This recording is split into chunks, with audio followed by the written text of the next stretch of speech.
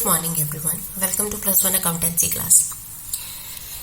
पिछली क्लास में हम लोगों ने पढ़ा था कि कैसे हम डबल एंट्री सिस्टम को फॉलो करते हैं, वो कौन कौन से रूल हैं जिनको हम फॉलो करते हुए अकाउंटिंग के अंदर आगे फर्दर जो भी प्रोसेसिंग है उसको फॉलो करते हैं। आज हम जो करने वाले हैं वो है जर्नल। जर्नल क्या होता है? जर्नल, इस चैप्टर को शुरू करने से पहले हम थोड़ा सा अपनी अकाउंट की जो फर्स्ट क्लास थी उसके ऊपर एक नजर मार लेते हैं कि हमने उसमें क्या सीखा था। हमने पढ़ा था कि accounting is a process of identification, recording, classification, summarisation, analysing, interpretation and communication the accounting results to outsider. इस डेफिनेशन के अंदर हमने एक चीज सीखी थी, क्या कि अकाउंटिंग के अंदर सबसे पहला जो फर्स्ट 3 स्टेप्स होते हैं उसमें बुक कीपिंग को फॉलो किया जाता है, बुक कीपिंग मेंटेन की जाती है। तो यहाँ पर ये जो बुक कीपिंग है, बुक कीपिंग कैसे मेंटेन की जाती है, किस तरीके से बुक कीपिंग रखी जाती है, तो इसके अंदर हमने देखा था कि जो रिकॉर्डिंग है, रिकॉर्डिंग करने का काम हम करते हैं जर्नल में, जो एक प्रकार की बुक होती है, और क्लासिफिकेशन करने का काम किया जाता है लेजर के अंदर। तो यानी कि जर्नल भी एक प्रकार की बुक है और लेजर भी एक प्रकार की बुक है। तो इन दोनों ही प्रकार की बुक्स को मेंटेन करने के लिए इस बुक कीपिंग वर्ड का यूज किया जाता है। तो आज हमें ये देखना है कि आइडेंटिफिकेशन, किसी भी ट्रांजैक्शन को हम आइडेंटिफाई तो कर लेंगे कि वो फाइनेंशियल नेचर की है या नहीं है, लेकिन अगर वो फाइनेंशियल नेचर की है तो उसके बाद हमारा जो अगला स्टेप आता है कि रिकॉर्डिंग, हमने उसे रिकॉर्ड करना है, और रिकॉर्ड करने का काम जर्नल नाम की बुक के अंदर किया जाता है। तो आज हम उसी चैप्टर को शुरू करने वाले हैं कि किसी भी ट्रांजेक्शन को रिकॉर्ड कैसे किया जाता है जर्नल के अंदर, वो कौन कौन से स्टेप्स है, वो कौन कौन से रूल्स है जिनको ट्रांजेक्शन को रिकॉर्ड करते वक्त यूज किया जाता है। तो चलिए शुरू करते हैं हम अपना आज का चैप्टर। जर्नल क्या होता है? जैसा कि अभी हमने देखा कि जर्नल एक प्रकार की बुक होती है जिसे हम बुक ऑफ ओरिजिनल एंट्री के नाम से भी जानते हैं। हाँ जी, बिल्कुल सही सुना आपने, बुक्स ऑफ ओरिजिनल एंट्री, एक ऐसी बुक जिसके अंदर सभी प्रकार के ट्रांजैक्शन को स्टार्टिंग में जब वो अक्कर होती हैं, जब वो हैपन होती हैं, तभी उनको रिकॉर्ड किया जाता है। तो यानी कि जर्नल को हम इस प्रकार से डिफाइन कर सकते हैं। Journal, it is a book of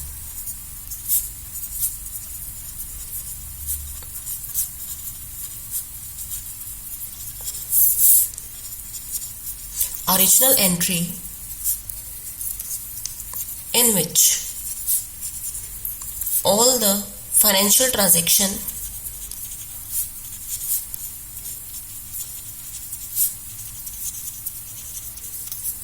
are recorded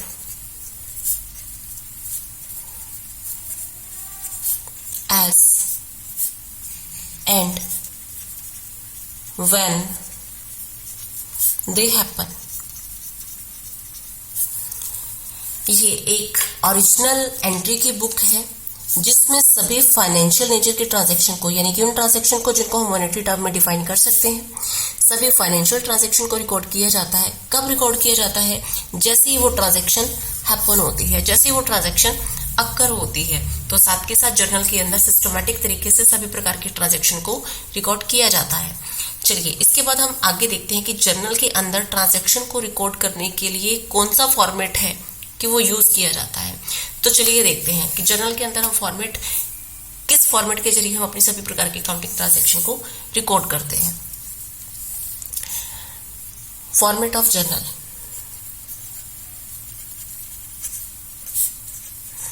अगर बच्चे आप लोग मेरे साथ के साथ चलोगे तो चैप्टर बहुत ही इजी है, और अगर आप लोगों ने किसी भी एक वीडियो को, किसी भी एक क्लास को मिस कर दिया तो ये चैप्टर आपकी पकड़ में नहीं आने वाला, क्योंकि यही चैप्टर फिर इस बुक का सबसे कॉम्प्लिकेट चैप्टर बन जाएगा। और अगर ये चैप्टर हमारे हाथ से निकल जाता है तो पूरे अकाउंटिंग सिस्टम को समझ पाना हमारे लिए बहुत मुश्किल हो जाएगा। और अगर आप मेरे साथ के साथ चलते हैं तो यही चैप्टर आपके टिप्स पे हो जाएगा, बहुत ही ईजी, बहुत ही सरल तरीके से मैं आपके सामने इसे प्रेजेंट करने वाली हूँ। तो देखिए जी, फॉर्मेट ऑफ जर्नल। जर्नल के अंदर ट्रांजैक्शन को रिकॉर्ड करने के लिए नॉर्मली इस फॉर्मेट को यूज किया जाता है, जिसके अंदर सबसे पहला कॉलम रहता है डेट के लिए, दूसरा कॉलम हमारे पास होता है पार्टिकुलर्स। अभी इन कॉलम्स के बारे में हम भी सीखते हैं कि कैसे कैसे है, इनमें क्या कुछ लिखा जाना है। Ledger folio, debit amount, credit amount. नाम दे देते हैं इन सभी कॉलम्स को हम डेट को हमने नाम दे दिया नंबर 1 कॉलम, पर्टिकुलर है नंबर 2 कॉलम, 3 है लेजर फोलियो, 4 है डेबिट अमाउंट और 5 है क्रेडिट अमाउंट। तो चलिए इनको इसी सीक्वेंस में हम सीखते हैं कि ये क्या कुछ है। सबसे पहला कॉलम हमारे पास आता है डेट का। डेट के कॉलम में हम क्या लिखेंगे? अंडरस्टूड सी बात है, तो यहाँ पर डेट वर्ड लिखा हुआ तो वो किसी पर्टिकुलर डेट को, किसी पर्टिकुलर डे को डिस्क्राइब कर रहा है। तो डेट के अंदर हमें क्या लिखना होता है, क्योंकि हमने अभी पढ़ा कि जो जर्नल होती है वो एक ओरिजिनल एंट्री की बुक्स है जिसमें सभी फाइनेंशियल ट्रांजैक्शंस को रिकॉर्ड किया जाता है। तो फाइनेंशियल ट्रांजैक्शन को रिकॉर्ड कब किया जाता है? जैसे वो हैपन होती है। ट्रांजैक्शन के हैपन होने के साथ ही उसे रिकॉर्ड कर लिया जाता है, यानी कि डेट वाइज हर एक ट्रांजैक्शन का जो रिकॉर्ड है वो रखा जाता है। तो यानी कि डेट के अंदर हम क्या मेंशन करते हैं? डेट ऑफ ट्रांजैक्शन, जिस डेट को वो ट्रांजैक्शन हैपन हो रही है। अब यहां से एक और चीज हमारे पास क्लियर होके आती है कि जो जर्नल है, जर्नल के अंदर सभी ट्रांजैक्शन को क्रोनोलॉजिकल ऑर्डर में रिकॉर्ड किया जाता है। क्रोनोलॉजिकल ऑर्डर में, क्रोनोलॉजिकल ऑर्डर क्या होता है? Date wise. अगर कोई ट्रांजैक्शन 1 अप्रैल को की जा रही है तो उसे 1 अप्रैल की डेट में हम लिखेंगे। अगर कोई ट्रांजैक्शन 2 अप्रैल को की जा रही है तो 2 अप्रैल को की जाने वाले ट्रांजैक्शन को 1 के बाद लिखा जाएगा, नीचे लिखा जाएगा, उससे पहले नहीं लिखा जाएगा। यानी कि डेट वाइज सभी प्रकार के ट्रांजैक्शन को इसमें रिकॉर्ड किया जाता है। दूसरा कॉलम हमारे पास आता है पार्टिकुलर्स। पार्टिकुलर क्या है?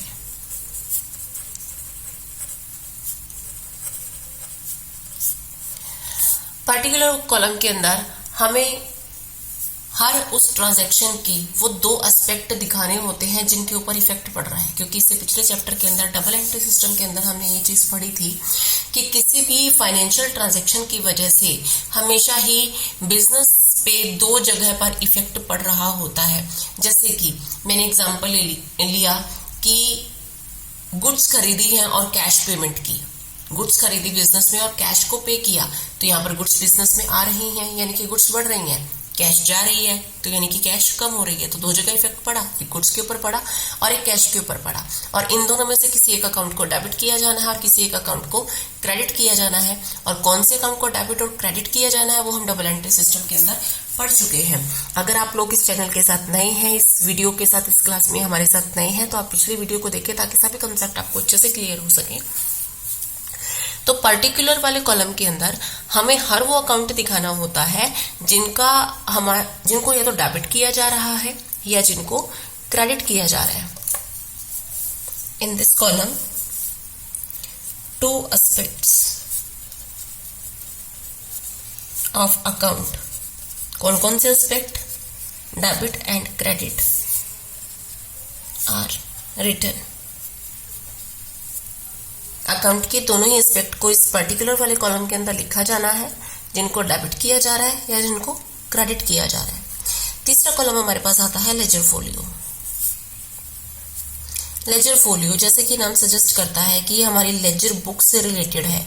तो लेजर फोलियो के अंदर अब जैसे हमने यहाँ पर किसी भी ट्रांजैक्शन को रिकॉर्ड किया, उस ट्रांजैक्शन को लेजर के अंदर हमारी जो दूसरी बुक है लेजर, उस लेजर वाली बुक के अंदर किस पेज के ऊपर दिखाया जाना है। तो यहाँ पर वो पेज नंबर, वो इनवॉइस नंबर, वो उसका मतलब डिस्क्रिप्शन, जिसके जरिए हम इस ट्रांजैक्शन को लेजर के अंदर आइडेंटिफाई कर सकते हैं, पहचान सकते हैं, उसे फटाफट से ढूंढ सकते हैं। तो वो चीज इसके अंदर मेंशन की जाती है। तो यानी कि लेजर फोलियो क्या है? इट्स अ ब्रीफ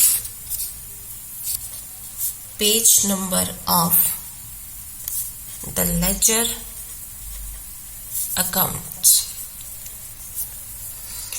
इसके बाद नेक्स्ट अपने पास आता है नंबर 4 पे डेबिट अमाउंट। अमाउंट हमें सभी को पता है। इस कॉलम के अंदर उस राशि को लिखा जाता है जिस राशि को उस अकाउंट के सामने डेबिट किया जा रहा है। नेक्स्ट है अपने पास अमाउंट क्रेडिट। इसके अंदर लिखा जाता है द अमाउंट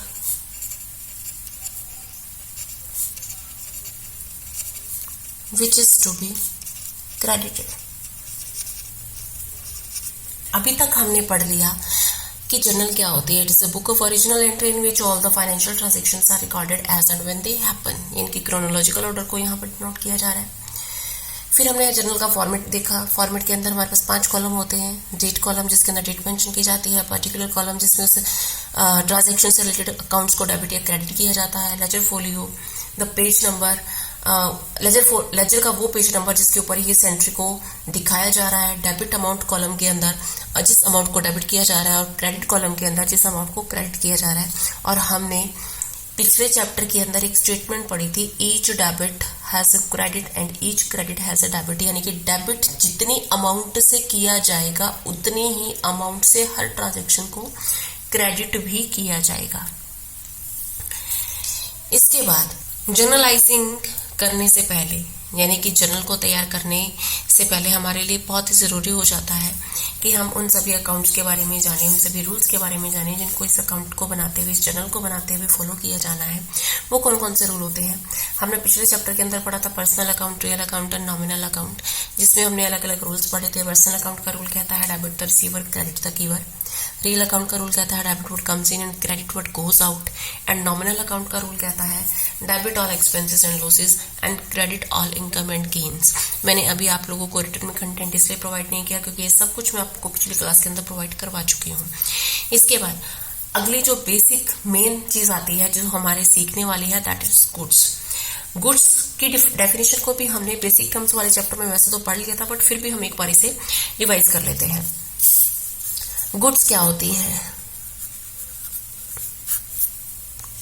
इसकी डेफिनेशन हमने पिछले चैप्टर के अंदर सीखी थी। ऑल दोज थिंग्स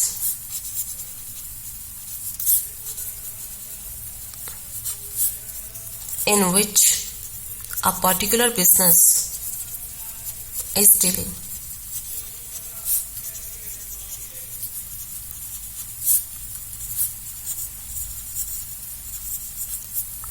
वो चीजें जिसमें एक पर्टिकुलर बिजनेस डील कर रहा है, जिसको परचेज करके सेल करने का या जिसको मैन्युफैक्चर करके सेल करने का बिजनेस का काम है। तो यानी कि यहाँ पर एक चीज तो क्लियर होती है, गुड्स की डेफिनेशन में सिर्फ और सिर्फ वही चीजें इंक्लूड की जा रही हैं जिनको परचेज करके रीसेल किया जाना है। जिनको परचेज करके बिजनेस अपने पास रखने वाला है उनको कभी भी गुड्स की डेफिनेशन के अंदर डिफाइन नहीं किया जाएगा। पिछले क्लास के अंदर इसका अच्छे से एक्सप्लेन किया गया था। जैसे एक फर्नीचर कंपनी के लिए फर्नीचर गुड्स होती हैं, लेकिन वही फर्नीचर एक कपड़ा बेचने वाले के लिए गुड्स नहीं होता। कपड़ा बेचने वाले के लिए कपड़ा गुड्स है, फर्नीचर बेचने वाले के लिए फर्नीचर गुड्स है, मशीनरी बेचने वाले के लिए मशीनरी गुड्स है।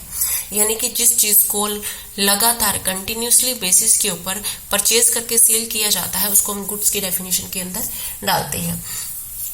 अब इसके बाद जर्नल एंट्री के अगर पॉइंट ऑफ व्यू से देखा जाए तो गुड्स के लिए कभी भी गुड्स वर्ड किसी भी ट्रांजैक्शन को रिकॉर्ड करते वक्त यूज नहीं किया जाता। गुड्स से रिलेटेड किसी भी ट्रांजैक्शन को रिकॉर्ड करने के लिए गुड्स वर्ड का इस्तेमाल कभी भी नहीं किया जा रहा। तो माइंड में क्वेश्चन आता है कि अब वो कौन सी चीज है, कौन सा वर्ड है जिसका इस्तेमाल हम करने वाले हैं। तो चलिए जानते हैं उसके बारे में। पहले इस चीज को हम लिख लेते हैं, goods word is never used to record in any transaction.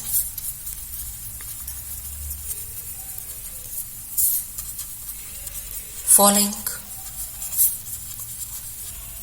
words are used in place of goods. कौन कौन से वर्ड हैं जिनको गुड्स की जगह पर इस्तेमाल किया जाता है। पहले नंबर पर आता है हमारे पास परचेज। जब हमने परचेज को डिफाइन किया था बेसिक टर्म्स के अंदर, तब भी इस चीज को हमने पढ़ा था, परचेज। गुड्स को खरीदते वक्त कभी भी गुड्स इस्तेमाल नहीं किया जाएगा। उसकी रिकॉर्डिंग के टाइम हमेशा परचेज शब्द का इस्तेमाल किया जाएगा। गुड्स को छोड़कर किसी अलग चीज को खरीदा जा रहा है तो उसको उस चीज के नाम से दिखाया जाएगा जिसको खरीदा जा रहा है। इसको एक एग्जांपल से समझते हैं। For example, goods purchased, transaction के टाइम क्या वर्ड इस्तेमाल होगा, क्योंकि गुड्स खरीदी जा रही हैं। गुड्स खरीदी जा रही हैं तो वर्ड इस्तेमाल किया जाएगा परचेज अकाउंट। अच्छा, अगर गुड्स नहीं खरीदी जा रही तो एग्जाम्पल नंबर 2, फर्नीचर परचेज्ड।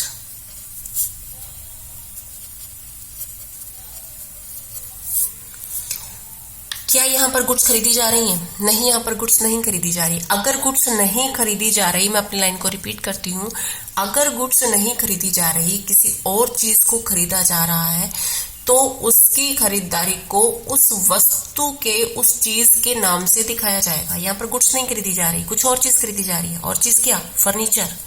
तो फर्नीचर को किस नाम से दिखाया जाएगा? Furniture account. बच्चे इसमें जरा भी कंफ्यूज नहीं होना। एक और एग्जांपल लेते हैं, मशीनरी परचेज्ड। क्या गुड्स खरीदी जा रही हैं? नहीं, गुड्स नहीं खरीदी जा रही। तो और क्या चीज खरीदी जा रही है? मशीनरी। रिकॉर्डिंग के टाइम क्या वर्ड इस्तेमाल करेंगे? Machinery account. Very simple. यानी कि परचेज वर्ड सिर्फ और सिर्फ गुड्स के लिए यूज किया जाना है। अगर गुड्स को छोड़कर किसी और चीज को खरीदा जा रहा है तो उसको उस नाम से दिखाया जाएगा जिस चीज को खरीदा या बेचा जा रहा है। तो यानी कि गुड्स के लिए सबसे पहला वर्ड अपने पास आता है परचेज। हम परचेज अकाउंट वर्ड यूज करेंगे जब भी किसी भी प्रकार की गुड्स को खरीदा जा रहा है। दूसरा वर्ड जो गुड्स के लिए इस्तेमाल किया जाता है सेल अकाउंट।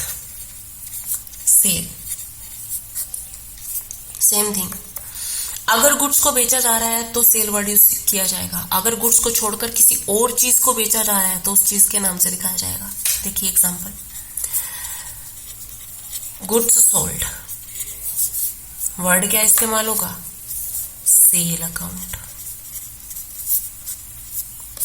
गुड्स को छोड़कर किसी और चीज को बेचा जा रहा है, computer sold.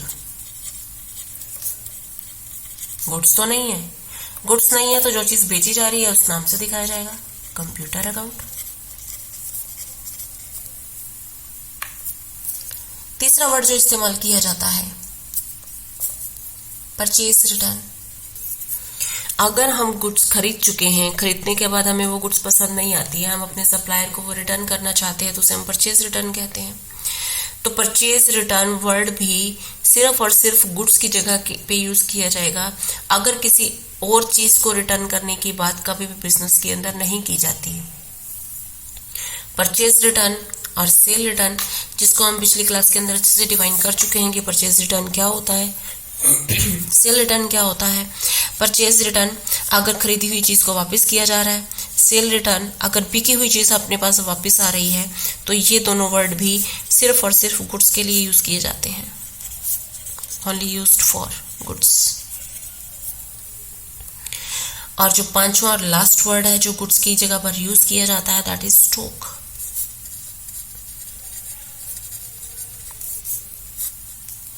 Stock account. Stock account भी एक ऐसा वर्ड है जो अलग अलग सर्कमस्टांसेस में यूज किया जाता है। जैसे जैसे हम आगे बढ़ते जाएंगे आप इन चीजों से बहुत अच्छे से वाकिफ होते जाएंगे। तो दोबारा से रिपीट कर लेते हैं, गुड्स क्या होती हैं? वो सभी चीजें जिसमें एक बिजनेस डील करता है उन्हें गुड्स कहते हैं। किसी भी ट्रांजैक्शन में गुड्स की ट्रांजैक्शन को रिकॉर्ड करने के लिए गुड्स शब्द का इस्तेमाल नहीं किया जाता। गुड्स की जगह पर ये 5 शब्द इस्तेमाल किए जाते हैं। कौन कौन से? Purchase, sale, purchase return, sale return, stock account.